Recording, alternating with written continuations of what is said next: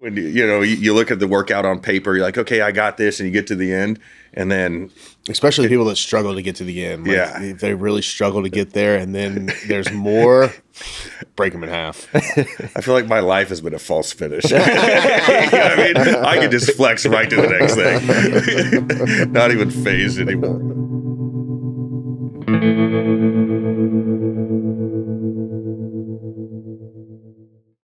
Welcome back to the Take It Outside podcast, where we talk about all things outdoors and just getting outside where life happens in general. I'm your host, Sam Mackey, and always I have my co-host, Smokin' Jay Cutler.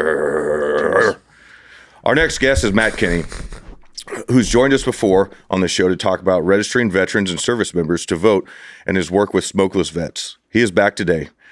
Matt is a political consultant, public affairs professional, and founding partner of Echo Canyon Consulting. He's also a former Army infantryman and a combat veteran from Arizona. However, before we get started today, I would like to acknowledge what today is. Today is September 11th, 2025, which marks the 24th anniversary of when our great nation came under attack. I hope nothing like that, and I pray nothing like that ever happens on U.S. soil again. However, after the events of yesterday, the assassinations, the shootings, the stabbings, and all the violence that has happened in the last couple weeks amongst U.S. civilians, I think we're in dire need for a September 12th, 2001. On that day, September 12th, 2001, it didn't matter who you voted for. It didn't matter if you were gay, straight. It didn't matter what color you were. The only thing people identified as was Americans. And we united on a front unlike any other time before. And we need to get back there. So take today, be a little kinder to your neighbor, try to be a better person, and just be thankful that you live in the greatest, most powerful country that has ever existed in this world. I digress. Matt, welcome to the show. Thank you guys for having me back on. I appreciate it. I love being here. If I could share too, 9/11 completely changed my life. Yep, I remember I watched. You remember when they used to roll the TVs in the classroom? So I was in a history class. It was my junior year in high school, and everybody was obviously and appropriately shocked. Mm-hmm. And I remember how the country came together, and for years afterwards, I think it was a high point for our country where we all saw each other as Americans. And with the events that we saw yesterday, there's a greater political and partisan divide in this country than we'd ever seen before. And we often, and I appreciate your comments too, we often forget that we're all Americans, that we're all in this together, and that we've got an incredible form of government that our founding fathers created, which in a lot of ways have mechanisms to force us to work together. And we sort of forget that we've been so successful as a country because of that, because, it's a combination of ideas. And I think that, the best come to the forefront and have created this country that is unprecedented in world history. Yeah. I just don't understand the violence. Is it the lack of understanding of human life? And I'm just not too sure. So I don't care, what political party you're for or against. Like, to kill another American, right? Americans killing Americans for political reasons, and you're taking a father away, a husband, a brother, a son, all these things, and you're taking that life away, and that's a big deal, and those are going to have effects for the probably next 80 years or so, next generation or two, right? And directly on that family, and it's freaking sad, man. We can't just be taking people's lives. Like, that's a monumental thing to do, right? Taking someone off this earth. So knock that shit off, man. Yeah, he was a young man with a young family. And, what hits me hardest is that he was out there on a college campus where we want to have a battle of ideas. And he was open to it. He was like, I'm going to sit here in this chair and you can come and ask me anything and we'll argue about it. And he was well educated on the founding, and he was a religious man, and why couldn't it, if you disagree with him so much, then go and argue with him, right? Like, have that battle of ideas and try to beat him on in that forum. But to assassinate somebody is just cowardly. Yeah. Right. It's like, it's you don't have the courage to go and debate ideas with him. You just want to shut him up. And we're seeing so much of that. And I think part of the blame is our traditional media that we see, and they're every single day they're running stories that I think inflame and are meant to make people angry at the other side. I think that that's so harmful to our country, especially, like I was saying before, is we have a country where you're supposed to argue your point, and if you can get everybody on your side, then you win, right? And it's just devastating. I think it's devastating to our country. I think that this is, Charlie Kirk was, how many 31-year-olds are friends with the president of the United States, right? And so, like, he had a huge influence and a huge impact. And I've watched his career, over the past decade, from, when he had small gatherings and they just grew and grew and grew because of his strong ideas. Yeah, the next 10 to 20 years of his career was going to be something to watch. It's I'm speechless over it. And, I wonder what the fallout's going to be. I mean, are people going to be afraid to speak out now because of, what possibly could happen? That's the goal. Or I know that's the goal, 100%. Or is this going to, light a fire under more people, and more people are going to start speaking out? That's to be determined, but that's, obviously there's one of two ways that this could go, and they're obviously hoping that this shuts up a lot of people, but hopefully it doesn't. Yeah. It is going to change the landscape a little bit, right? Especially for influential people like Charlie, because now they're going to think twice about the venue that they want to talk at, and maybe they don't get to talk because the venue is not a tactically sound, safe venue, right? So, and the way they created that fear, I mean, that's the definition of terrorism. Right? 100%. And so shit is going to change, right? And it's going to change, from a security standpoint. Hopefully it doesn't change. Hopefully that's the only change that's made. Yeah. Right. But I don't know what's going to come of this, politically. I don't know what's going to come of this, as far as what the way forward looks like for people hosting events, and or encouraging folks to tell their side of the story in public that is controversial. I just hope that doesn't stop, right? Because then they win. But then again, no one wants to die, right? That's Even though true. it's inevitable. So it's interesting. But yeah, it's extremely unfortunate. So Turning Point USA is headquartered in Arizona. Yeah. And that's where I'm from, and where my political consulting and public affairs firm, Echo Canyon Consulting, is from. And like Turning Point USA has grown into a major organization in politics in Arizona and throughout the country. And what we're seeing in Arizona is a lot of out-of-state money coming in to influence our elections. We've had a California billionaire try to change our constitution, to benefit his own interests. And Turning Point, Shocker. yeah.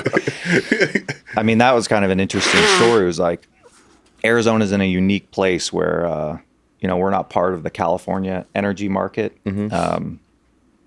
And, they were trying to change the constitution to force renewable energy standards on the state. And anyway, and so Turning Point has done a good job, and our firm does too. So we do a lot of voter contact, your canvassing and your mail.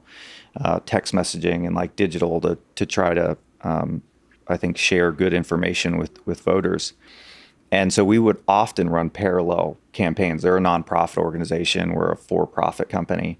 And so, we didn't mix a lot, but even last cycle, we were in all the same swing states doing canvassing with Turning Point, and they're a powerful organization for good in a lot of ways. And so I'm nervous about what impact this has on that organization too. I mean, there were a lot of good people as part of that organization too. A lot of our employees are former Turning Point volunteers and canvassers. And there's just what happens when you take out the leader of an organization. Yeah. So it's especially him and his ability to debate, his vernacular, how smart he was, and how educated he was. Like he's one that you can't replace. No. Yeah, I mean, how many? There aren't that many people that are interested in getting involved in politics in a real way.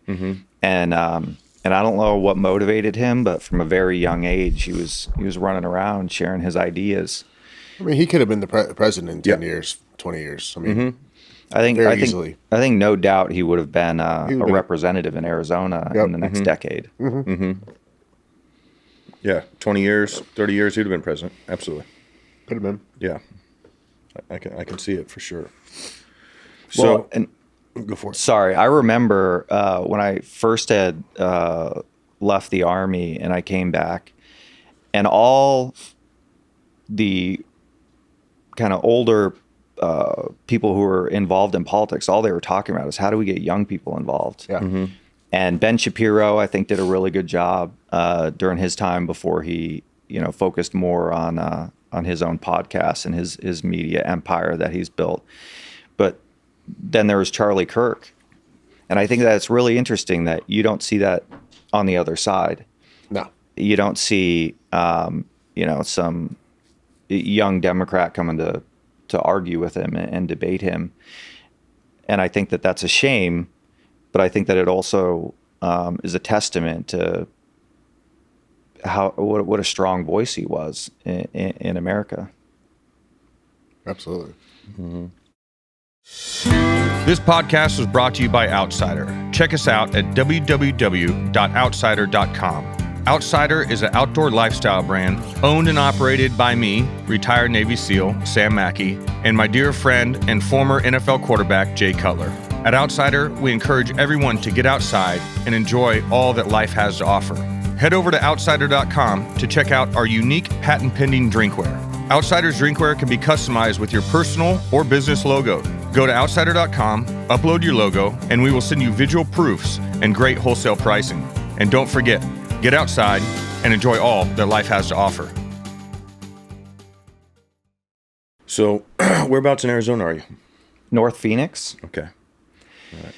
I'm heading to flying into Phoenix on the 17th, and then heading up near Winslow, or that area. I think a couple hours northwest of Phoenix to Elkhorn up there. What's the train like up there? So I don't know if I'll be in the I know there's some mountains around. Oh there, yeah, right? yeah. I don't know if I'll be in the mountains or down in the flatland or where. No, I think that you're going to be in kind of Well, bless you. rolling hills, a little bit of mountains. But I think that it'll be. I think you'll have a good time up there. You're coming at a perfect time too. It's starting to cool down in Arizona. Yeah. We had I don't know, I think 2 or 3 weeks over 115.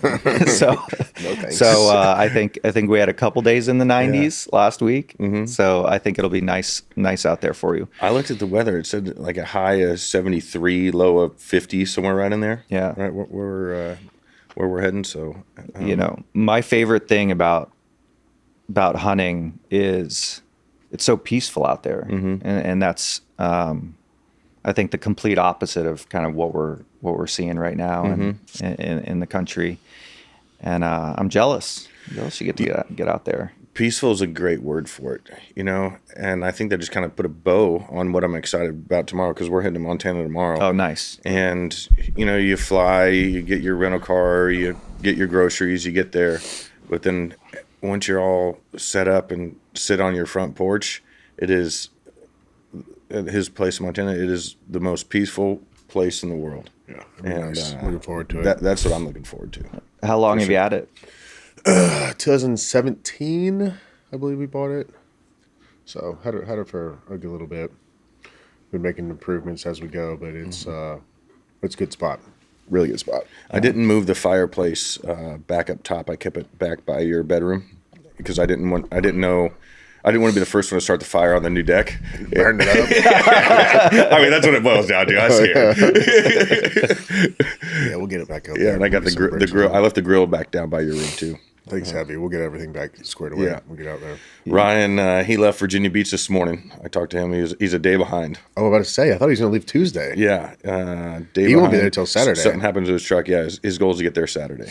Okay. So Friday we'll just get squared away, get everything. It'd be good. And then I believe Josh Fields is getting in. I don't think he's coming till like Monday or Tuesday. Oh, for some reason I thought he was coming in on Friday. I'll ask him again today.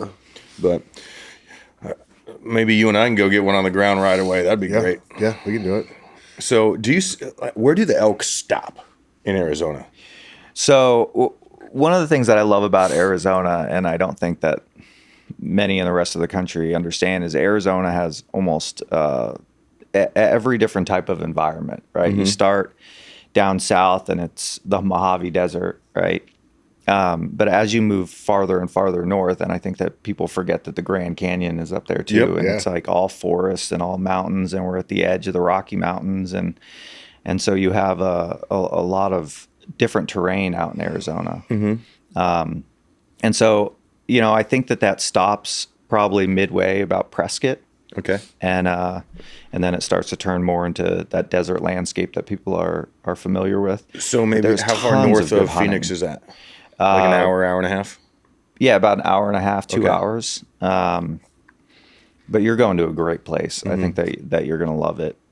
I'm just stoked it's not going to be 110 degrees because we're sleeping in tents. And No, it'll make be for a miserable night's sleep. No, I think that the weather is going to be perfect for you. Obviously, the farther you go north, the cooler the climate is too. My dream down the road after the girls get out of high school is to get a place up there too, get a nice little cabin or a place to go. There's great hunting. I mean, you're going out there for elk. There's you can do everything up in Arizona. Yeah. From your pigs to black bear. Do you? Oh, you guys have Mountain black lion. bear too. Okay. Yep. I know you had mountain lion. I knew you had black bear too. I just forgot about that because we went out there earlier on in the year, and the guy said there's some bears around there. Yeah. In not where we were, but like within a few miles, right? Yeah, there's a cool bear sanctuary called Bearizona. Really? Oh, really? And so, and I always like think that. it's crazy. So I've taken the girls there twice, and I'm always shocked. You just drive through the woods, and there's bears? just bears. There's one of those in South Dakota in the Black Hills. I haven't been, but my wife has taken my kids, and it's called Bear Country USA. Yeah. And the same thing. You just drive right through the park, and there's bears just walking around. Yeah.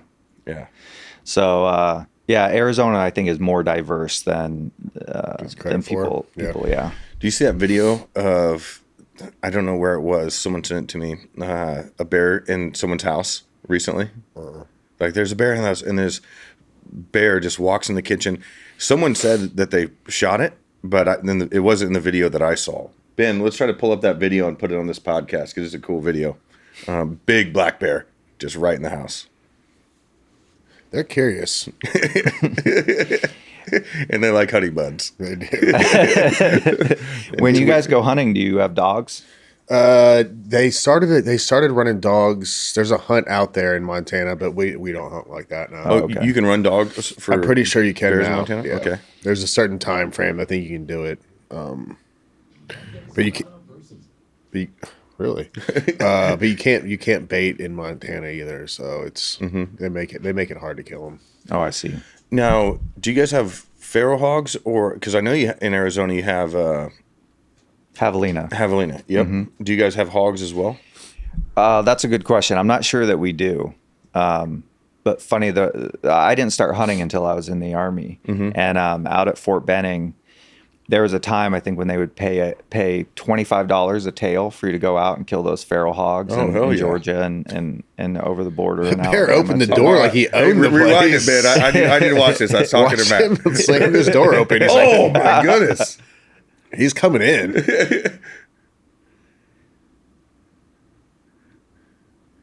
I mean, it looked like he hit that door with a battering ram. He's not small. No. That is a big bear right there. Were you saying that was in Arizona? I don't know where this was. Someone just sent it to me.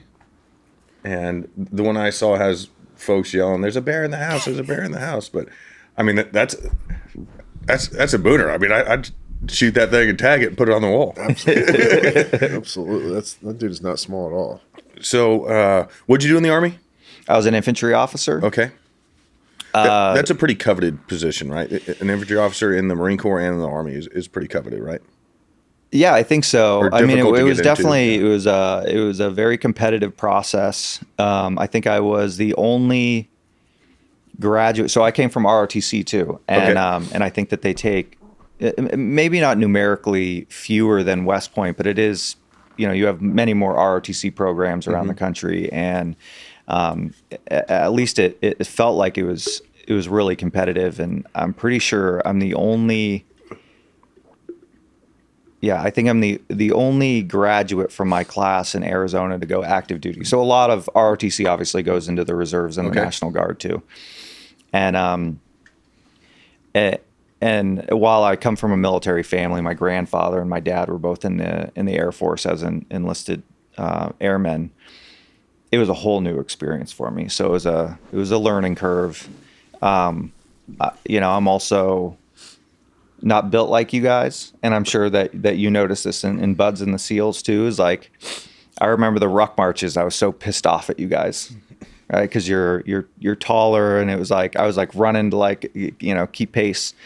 So it was a competitive process. I think that the infantry school, it's a 17-week program, and later in my career, I got to be an instructor for the course too, and that's no joke. And there's a lot of pressure on infantry officers to go to Ranger School, and Airborne School too. But I didn't think that was as difficult as Is that Airborne push or- for leadership? Yeah, it's so Ranger School is a little bit different than Buds and SFA or Special Forces selection, and I went through 3/4 of SF selection, and we can talk about that too. That kind of was the end of my career. I had some injuries post deployment, and but Ranger School is a leadership course. Yeah. You go through all of what we call the EIB standards during the first week. You've got your obstacle courses and your kind of gates that you got to get through the PT test. But we've got others. You got your 12-mile ruck and things like that. But then you really get into small unit tactics. And that's what I really loved about it. And I don't think that people appreciate. I unfortunately had to go through the mountain phase twice. And I'm what you call in the community a best ranger recycle. So they end the winter phase and start the summer phase right when best ranger competition occurs. Okay. And best ranger competition is awesome if you guys haven't watched it. It's a grueling it's a grueling competition, but if you recycle at the very last winter phase, right? They make you be volunteers or I don't know, voluntold that you're going to go and you're going to fill sandbags and do all of the stuff around the best ranger competition. And then so I got the privilege of going through Ranger School both during the winter, which was honestly it was difficult because you I don't know that I realized it before, but you burn so many more calories during the winter. It was snowing up there, and you know how they are in those courses. There's they make you carry all of your cold weather gear, but they don't let you put it on. And I think back, and I'll share this story is even officers, they could kind of rotate the leadership positions, right? So they want everybody to have that experience of of leading, and that's where you get your grading, and it's one of the ways that you could pass or fail in Ranger School.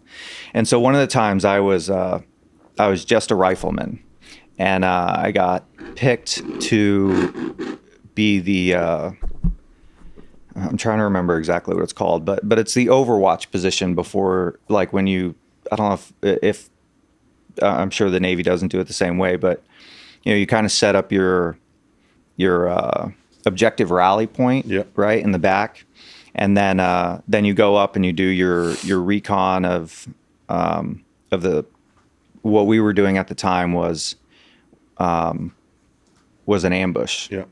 Anyway, so they leave 2 soldiers up there to keep overwatch over the enemy, right? Back at ORP, is that where they left them? Well, so they'll leave the platoon back at the ORP, and then they'll take like a smaller unit up to go do the recon. And they hold tight and report back to the ORP. Then the main element moves in to set up the ambush. Exactly. Got it. Okay, so we were the 2. Me and a buddy were the 2 guys, but it's tactical, so we're low crawling through the snow. And then they just leave us there, right? And they go back and they do their final planning, and you don't realize how long that could possibly take. But I felt like it was forever. And I was just like soaking wet, it was freezing cold outside. And I was like, I'm going to die here,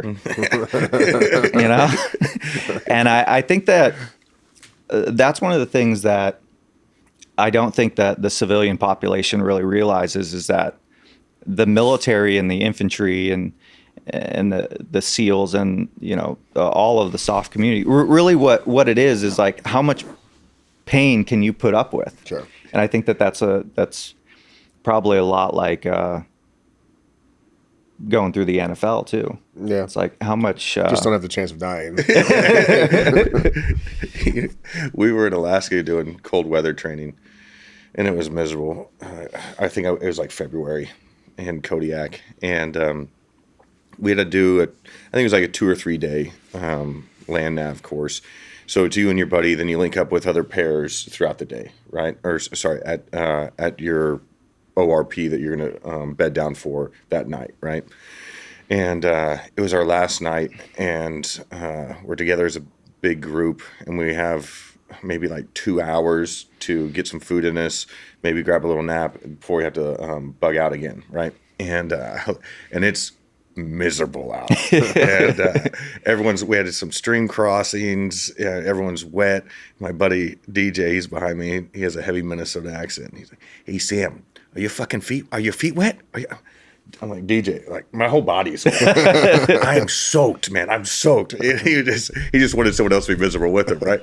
And then we get to this our little ORP or bed down location, and I look over, and he has his ground mat, and he unfolded it one time. So it's only about, 8 inches wide or something like that.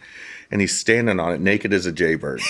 I'm like, what are you doing? He's like, I need to get dry clothes, but I don't know if I have any. I'm fucking cold. I don't know what. I'm like, DJ, just get dressed, bro. Everyone was worried about getting frostbite. It's shitty. Yeah. Right? And but the best thing we do is just keep moving. So I think we laid down for an hour maybe, and then finished that night off, or that morning off, and had, a long hike to the finish line. And there was some objective. We had to have something, and I forget what it was. I feel like we were carrying an ammo can or something with something in it. I don't remember. But we get back, and the instructor's like, oh, yeah, to finish, drop your stuff, and you got to hike to the top of that mountain and back. And it was the base of the mountain, I think it was like a mile away. Yeah. And we're like, oh, my goodness. So you see morale sink for like a second, and it's like, all right, let's go. And then we started walking, and they're like, all right, index, it's over. And we didn't have to do it. the old false finish. Yeah. Whether you're trekking in the backcountry, bird hunting, or just chasing squirrels in the backyard, your dog needs fuel that can keep up with the adventure. And that's where Montana Dog Food comes in. Born in the heart of Big Sky Country, this isn't just dog food. It's adventure-grade nutrition. Crafted with responsibly sourced ingredients from the Western U.S. and freeze-dried to lock in every ounce of goodness, Montana Dog Food Company delivers clean, powerful fuel for your pup's wild side. No shortcuts, no synthetic junk, just premium, nutrition-packed meals and treats designed to support strong muscles, healthy joints, and endless energy, whether you're trekking trails or snuggling by the fire. So give your dog the food that fuels their adventurous spirit. Go to montanadogfoodco.com and feed your dog the best.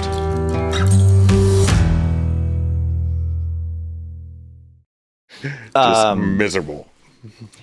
I think that what the military teaches people too is that ability to somehow change the way that you're thinking and just be like just enjoy the just enjoy the pain. Yeah. You know what I mean? And you gotta joke around a little bit. You gotta turn it into a good time.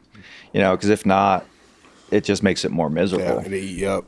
I was talking to Dustin from Mountain Tough, and they put on big workouts and everything like that. And he says the false finish is what crushes people. It crush your soul. When you look at the workout on paper, you're like, okay, I got this, and you get to the end, and then especially people that struggle to get to the end. If they really struggle to get there, and then there's more, break them in half. I feel like my life has been a false finish. I can just flex right to the next thing. Not even phased anymore. Yeah, you accomplish your goals, and then you're like, oh shit, there's just more to do. Yeah, absolutely. In Ranger School, basically what they would do in mountains is there's an infamous mountain. They called it Hogback Mountain because it kind of looked like a hog. And basically what you would do is run missions. You'd go up, you'd hit an objective on the top of the mountain. Sure. Then you'd go back down, and this is, if I remember correctly, the maximum they allowed you to sleep each day was 3 hours. And so basically it was like 20 hours of going up the hill, back down the hill. You sleep for 3 hours. Then your next objective is back up on the top of the hill. Yeah. Right. And then you just keep going back down. And I think that, that is demoralizing for a lot of people. And I think the dropout rate is 50 to 60%. And I think a huge percentage of students get recycled. Is that called getting rolled? Yeah. In buds. And I think it's almost all mental. I really appreciated the podcast you did with Jared. I had a battle buddy like that. Yeah. Right. He's still he's a commander in Alaska, actually. Oh, he loves it. He goes out hunting with his family all the time. And through some crazy, fortune, I would say, we went through the infantry school, airborne, and ranger school all in the same squad because our last names were right next to each other. So his last name started with a G, and I was K. And so it was in a similar way, he was my support. And when he was having a shitty day, I was his support. And I was like, drive on, man. And he would do the same thing for me. And I think that to get through some of those courses, you need people like that. I think I might have been that guy for Jared, but my buddy Chuck was that guy for me. Oh, okay. Right, on runs. I think he ran it cross country at the University of Indiana. He could do the 4 mile time run. Just It's a breeze. Yeah, breeze at 26 minutes, right? And the time was 30 minutes. And I'd come across the finish 29, 30. 29, 45. that was my sweet spot, that 29, 35, somewhere right in there. And but he would run down with me. Then he would speed up on the way back. And his mom would, she lived in the condos right there on Coronado, right by the Hotel Del, right by the rocks. And he would stop, have a sip of coffee, eat a little bit of a bagel, and talk to his mom. And his sister Adele would be out there sometime. And then I would come by, and his mom, "Come on, Sam, keep going." I felt like a little kid, out there playing soccer. Like, you're doing great, honey. You can do it. And then he would let me get through the rocks. One time he's like, Sam, I'll be back. I need to go take a shit. And he like has enough time to go shit in the rocks. And then he waits for me. But then, from the rocks in, you have a half mile and it's go time. Yeah. And he would run by me and just give me juice the whole time. Like, come on. And then I would fall down and he would trot away. Were you a natural swimmer? Yeah. Mm-hmm. Because I remember I think that was Jared, right? That you had helped do that. I think that where my struggle was the ruck marching. I did spend a lot of time in the gym working on the legs to try to speed it up. But that's the area that was most difficult for me, especially in Ranger School. You're carrying a pack between 85 and 110 because you got to carry your ammo and your food and your water and all of that stuff. And they usually do, I think it's 13 days that you do out in the field at a time. That's a long time. And of course we do resupply. Yeah. And of course they make that like tactical. They can't just hand the MREs to us. We got to do like link ups and stuff. But I just remember, and I think it's also what led to constant back pain now. It's like being a young guy and trying to keep up with everybody, and you end up running. And I think that's so bad for your knees and your back. But there's no stopping, young men who want to graduate and who want to do well and who want to push themselves. All you have to do is want it more than anybody else, more than anything else, and you'll get there.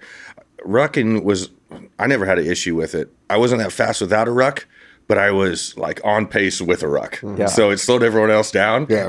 So I'm like, hell yeah. Got the bags on, boys.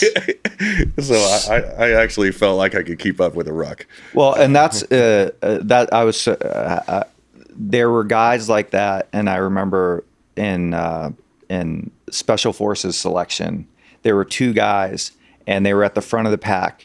And they didn't jog a single time, right? They just strutted it out, and I kept having to run to try to keep up with them. Sure. And so. We had a 16-mile ruck run in SQT, and there was 16 miles. 16 miles, 8 miles down, 8 miles back, and there's telephone poles about every quarter mile, and there's guys that took off running and and had their own method. Me and my buddy Matt. Like, all right, we're going to, I think, jog one, walk one. That's what we did. Oh, yeah. So we'd walk, telephone pole, then just a nice jog, the next one, then walk. And then on the way back, we were walking one, jogging two, I believe. And then we just started passing people, that ran the whole way there.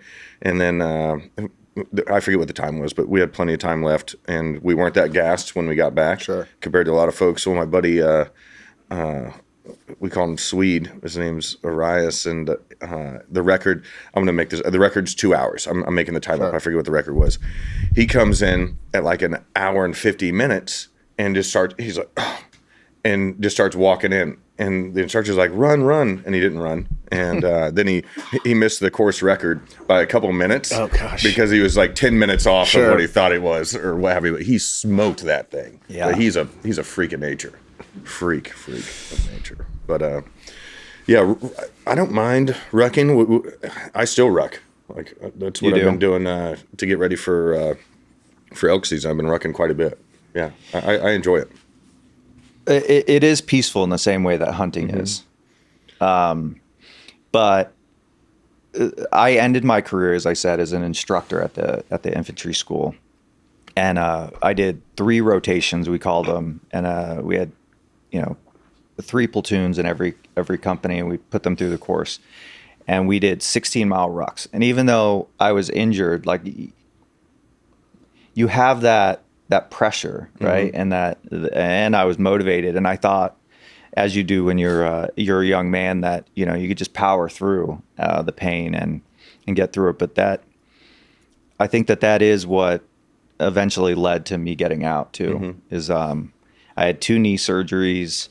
My back was all messed up, and that I mean, it ended up being a blessing. I look back, but I was so frustrated when I couldn't get myself healthy to do it. You know what I mean? Like, and then you look back too, and you're like, oh, I used to be able to do this stuff, and I'm like, I just kept trying to push myself, and the more that I did it, I think the more that I screwed up my body. Your body said no more. So in my early 30s, I had my hip replaced, my back fused, Goodness. my knee worked on, and I was like, where am I going to be at 60?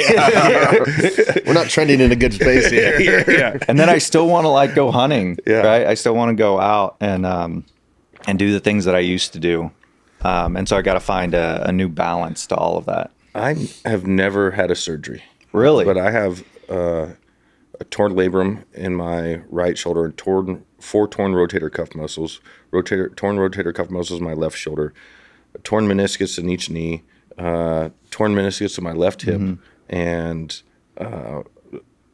what did I do to my right ankle? I tore some ligament. It's still torn, but I've had doctors say, yeah, you need surgery. And other ones, like, hey, can you do pull-ups? Can you do this? Like, just don't do it. Yeah. So I'm delaying everything. Yeah, I wouldn't even do. I would never do the meniscus. You don't think so? Not anymore? I mean, I remember I tore this one in 2009. And I wouldn't do your rotator cuffs either. You're not throwing balls, so no, I wouldn't touch any of that stuff. I mean, I got a cannon. Oh, dude, I gotta tell you about something. This is completely off topic. So your hip might be the problem at some point. My hip fucking Yeah, hurts. that one you might have to get that one touched up at some point. It's an easy surgery. And I didn't even know. I went in. I went hunting. I went pheasant hunting in Kansas, and I'd stepped into a hole, and I twisted my knee again, the same knee that I've screwed up multiple times. And so I went back in, and I was like, hey, my hip's kind of hurting too. It went into the VA, and I was like, can you do a workup on both my knee and my hip? And they came back, and they were like, hey, first of all, your knee is only being held on by your PCL. Yeah. So I have no ACL in there. They cut out the meniscus during the first surgery so I had heard it while I was in Iraq, and I didn't want to give up on being a platoon leader. So I just kept going and kept patrolling. And if I was walking downstairs, it was so unstable, they'd slip past each other, and it was the most painful thing. But I just refused to give up.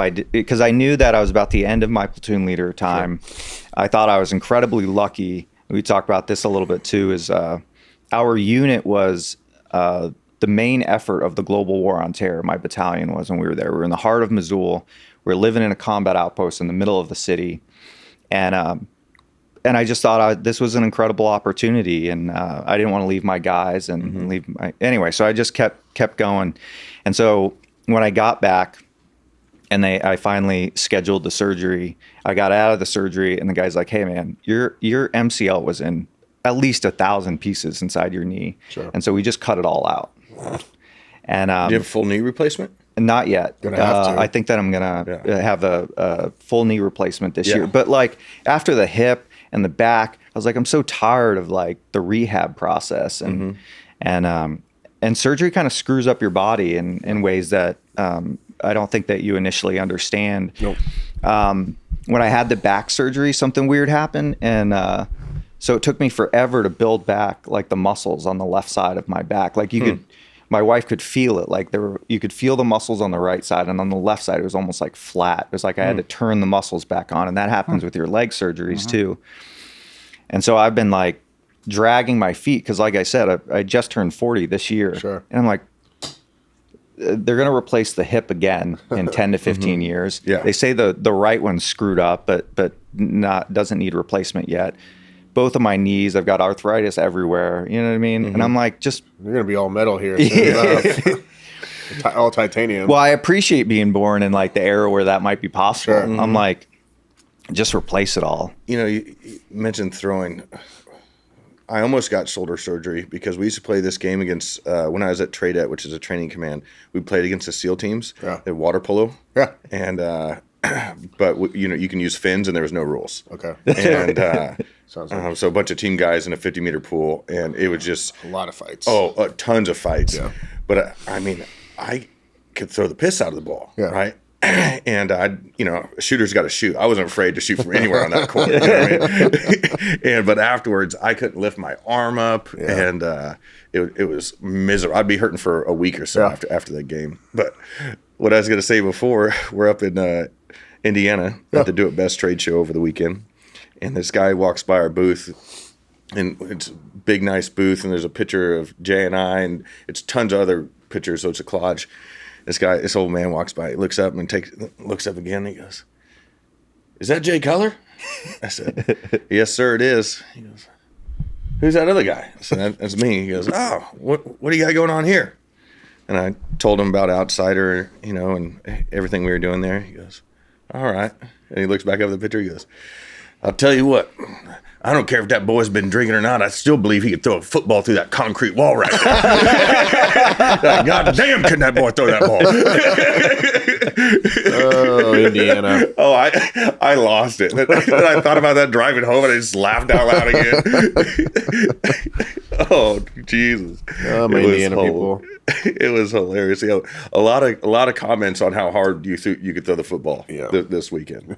But it was an older crowd. Yeah. So, but Old backyard, Indiana. yeah, one guy went to your high school or your rival high school. Yeah. Played football against you. I'm sure. There's a lot of people. You guys are in Indianapolis? Yeah. And those guys, a lot of those guys are Do It Best is out of Fort Wayne. Okay. So from all around there, and so a lot of Indianans. Sure. The Hoosiers, Indianans, is that right? Hoosiers? I don't know. I mean, no one's really even sure what a Hoosier is. So, actually, I think it is, and I could be wrong. Ben, you're gonna have to fact check me here. I believe it is what they called the people that originally settled there, and it had something to do. They weren't Amish, but like the way they lived their life or where they lived it, or something of that nature. Yeah, it was called a Hoosier. Completely wrong. I mean, I think I'm close. I don't think that's even close. Yeah, it says the origin of the term is unknown. See, for most people, Ben. Unknown and widely debated. So you can go with any story you want, really, honestly. Yeah. The most basic and accepted definition of a Hoosier is someone who lives in Indiana. Nailed it. It's kind of messed up. They have like a redneck picture there next to him. I know, right? Yeah, no shit. Who's that guy? and that's a Hoosier. Also, I've got the bear video from. All right, let's see it. It's not a small bear either. Yeah, and they're yelling at it. He makes himself at home and goes to the fridge. Oh, he goes to the fridge? That's where I go too when I first walk in the door. Maybe in the pantry? On the kitchen counter? Ben, what would you do? I'd run. I have is like a 380. So do you have bear mace at your house? No, I have a fire extinguisher and a Walter P320. You should get some bear mace. It's good for non-lethal defense as well. So did they shoot the bear, or did he get away? He got away. Oh, good bear. So what's next for you? You mean like professionally? Yep, professionally. So I just started a new political and public affairs campaign with my two business partners. Okay. We've been working together for over a decade. When I was in law school, I was looking for a way to make a little bit of money, like on the side. I had a family at that point. It was obviously post-military career. And I started to do veteran advocacy stuff. What happened is in 2014, the VA scandal happened. And there was another group, which our Secretary of Defense was the president and CEO of, called Veterans for Economic Freedom. But they also had Concerned Veterans for America. So I started working in Arizona on that. We worked with our senator at the time, and I got to know his kind of political people. We started working together. I went on to be the executive director of the Arizona Republican Party. And really, there are these times in your life, I think, when you don't expect where it's going to go. But I took this kind of hard right turn into politics and policy and doing advocacy. And I really loved it because it felt like I was giving back again. It didn't take very long for me to have that itch, and I wanted that kind of bigger purpose. And the more that I learned about being a lawyer and going into big law, I realized it wasn't what I wanted. I didn't want to, sit behind a desk and push paper, at least for the first 5 years, but mostly the rest of your career if you're not a litigator. And so I had this choice. Do I want to go into the legal profession, or do I want to continue with this? And I brought that up because my business partner, his name's Ryan, he was a lawyer too. And when about 7 years in, he decided this isn't what I want to do anymore. And so he jumped onto a campaign, took a huge pay cut, but he found that purpose again. He was like, I want to fight for people who are going to make this country better. And that inspired me too. And so instead of going into the legal career, which I think would have been a mistake, I started working on political campaigns and initiatives and referendums and doing these things that I thought would make the state better. I mentioned before that California billionaire that came in. Well, I was part of the team that ran the campaign against what he was trying to do. And I felt like we made Arizona a better place because of that. But my real passion is really the veteran advocacy projects that I get to do. And you got to mix them together. Sometimes we're working on projects that I'm not so passionate about, but every opportunity I get to try to help in the veteran space, I do. Over the past 10 years, I've had the privilege of being able to advise governors and other elected officials. At one point, the governor appointed me to the Military Affairs Commission. It's not around anymore in Arizona, but we voted on and decided where the state wanted to pour their money into veteran and military projects. And following that, I was appointed to the Veteran Advisory Commission, by far the youngest member on the commission. But it gives me a voice to be able to say, and from my perspective, somebody who's been a patient of the VA since I got out, to try to make a positive change. More recently, I was asked by the Attorney General to join a very similar commission too. So I really feel like I have this opportunity, but also a responsibility now to try to make the state and the country a better place for our veteran community. So Texas, they're on the forefront of holistic medicine and, ibogaine, ayahuasca. I'm not too sure what bill they've passed, but I know, Congressman Luttrell and a bunch of other folks are trying to be on the forefront of it. Where's Arizona's stance on that? And do you see it coming in, getting parallel with where Texas is at right now? I think that we're on the same track. Okay. We have a few veteran legislators who are exploring those and seeing which ones are best for Arizona.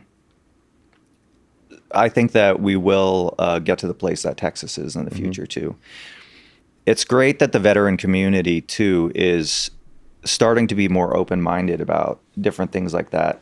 I think that it's having a positive impact on the suicide rate too. I don't think the veteran community had a problem with opening their eyes. I think our government has.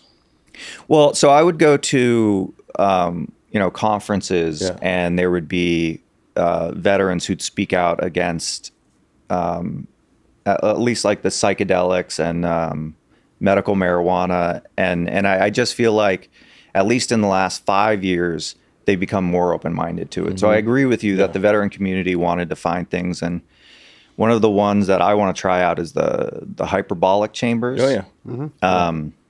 And to try to experience that. But I do think that we're moving in the right direction, and at least I'd like to see the guy's resume that spoke out against holistic medicine for veterans. Yeah. Obviously he's never been in a spot where he's hurting. Yeah. Right? And willing to try anything. Sure. Right. So, and you got to look at it from every lens there, right? If someone needs help and this can help them, why aren't we doing it, right? Maybe it's not right for you. Okay, that's totally fine. But the option should be there, I believe. We give heroin addicts all kinds of shit. Like, why? Right. Yeah. How many methadone clinics? Methadone, Yeah, no doubt. Hey, But- did you?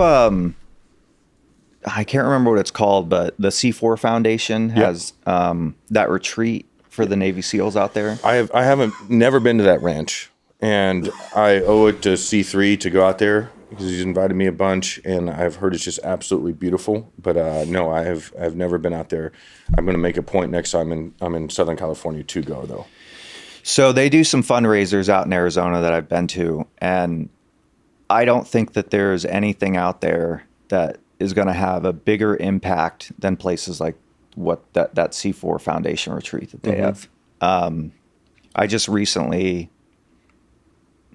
had one of the guys that I was a platoon leader with commit suicide, and I was talking to him all the way up until it happened, and I could tell he just felt so overwhelmed, and all I felt like he wanted or needed was just a moment to take a break and take a breath.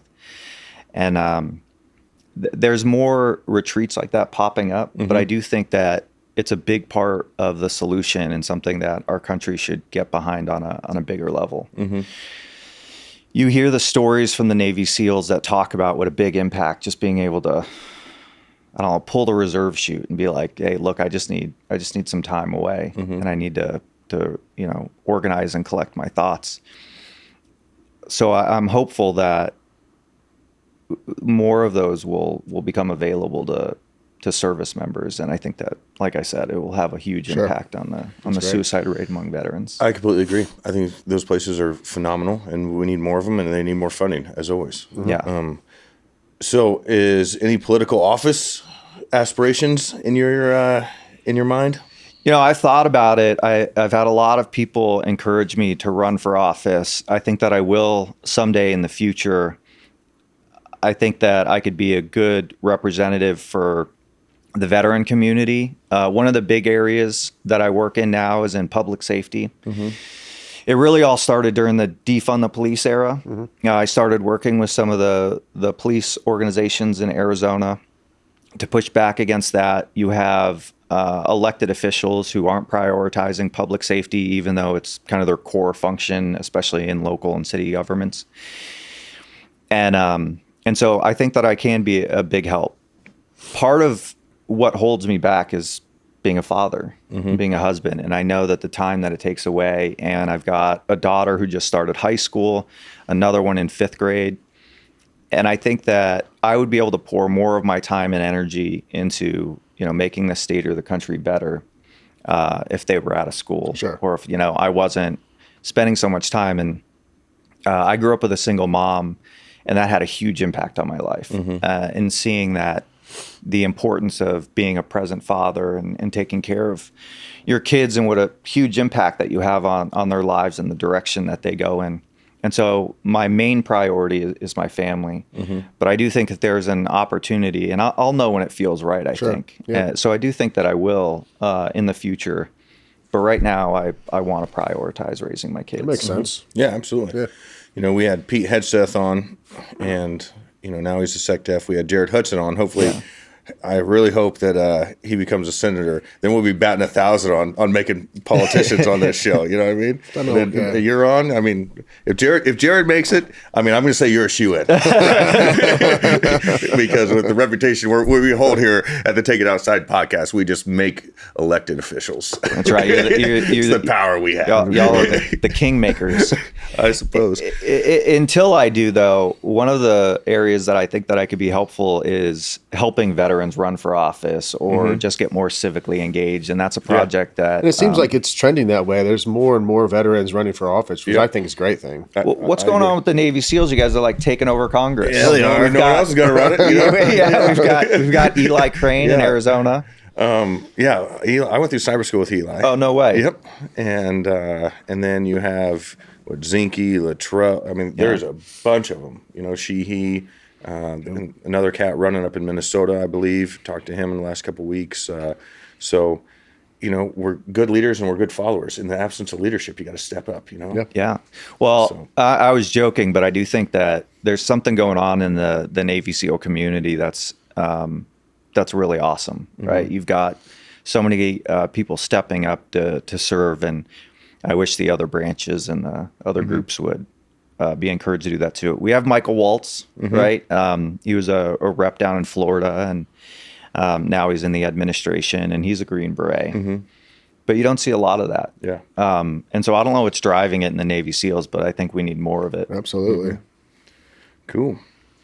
Well, I really appreciate you coming back. I appreciate you coming on. Thank you. And best of luck with everything that you're doing. And let us know how we can help. And if I have some extra time on the back end of my elk hunt, I'll shoot you a note. Yeah, that would be great. We'd love to show you around Arizona. Yeah. And I appreciate you guys having me on. of course. And I'm always getting into some kind of trouble, so I'll hit Perfect. you back up when the next thing comes around. And I did bring you a book that I wanted to give you right. too. Bowling Alone. It's called Bowling Alone, and it's about social capital. And the reason that I brought it is there's an entire section that sort of talks about how important and what a huge impact it has when you escape from the screen and you get out and you get within your community. Sure. And it talks about the decline of social capital in America and the impact that it's having. So to bring it kind of full circle, you see this sort of deep partisan divide in our country. And I think a lot of it has to do with this. And I think that that's the foremost book and the most well-researched book that I found on social capital. And I think that that's sort of what the Outsider podcast is all about too. Absolutely. I mean, I follow you guys on social media too, and I see the impact that you're having on your community and the people that work for you. And anyway, so I brought this for you as a gift, and it's my copy, but I think that you'll really appreciate how much work was put into talking about the problems that are really ailing America. And I do think that this is kind of a core problem. Well, I appreciate it, my friend. Thanks. I will read this and report back to you, and then hopefully give it back to you in Arizona. Thanks. But interesting. Bowling Alone by Robert Putnam. All right, cool. Well, thank you. Thank you. Yes, sir.